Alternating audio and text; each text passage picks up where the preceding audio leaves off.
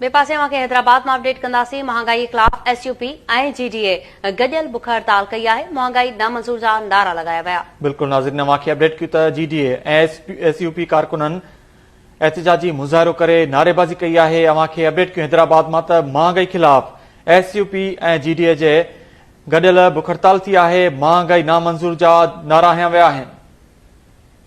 GDA ऐं SUP कारकुनन Meera Mohammad Shah road ते बुख हड़ताली कैंप कायम करे वरती है। महंगाई नामंजूर जा नारा लगाया विया आहिनि। हैदराबाद में ख़बर पिया महंगाई खिलाफ एसयूपी ऐं जीडीए जे गडियल बुख हड़ताल जारी है।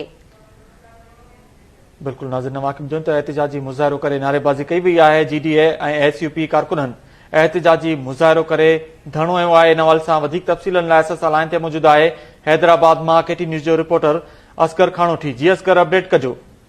हाँ जी बिल्कुल, पेट्रोल अघनि में वाद खिलाफ अवामी रद्दअमल अचणु शुरू थी वियो आहे। इन सिलसिले में अॼु जीडीए एसयूवी पारां कासमाबाद में नसीम नगर के मेन चौक ते अलामती बुख हड़ताली कैंप कायम कई वई आहे, जंहिं ते ॿिन्ही पार्टियुनि जे वॾे तइदाद में कारकुननि शिरकत कई। जॾहिं त उन खां सवाइ मक़ामी अॻवान में जिन में रोशन बुढ़ो, रफ़ीक मक्सी, बदर चना समेत वॾे तइदाद में कारकुन अॻवान मौजूद हुआ। उन्हनि जो चवणो त नाअहल ऐं करप्ट हुकूमत पेट्रोल अघनि में इज़ाफ़ो करे अवाम जो जीवन जंजाल करे छॾियो आहे। त उन खां अॻु हिननि इहो बि चयो त अटे, दाल, गिह समेत आम वाइपे जी शयुनि जा अघ जेके चोट चढ़ी विया आहिनि। अवाम अॻई मुश्किल ऐं ज़िंदगी गुज़ारे रहियो, त मथां वरी पेट्रोल अघनि में इज़ाफ़ो करे हुकूमत अवाम जे लिए मुश्किलातुनि में इज़ाफ़ो करे छॾियो आहे।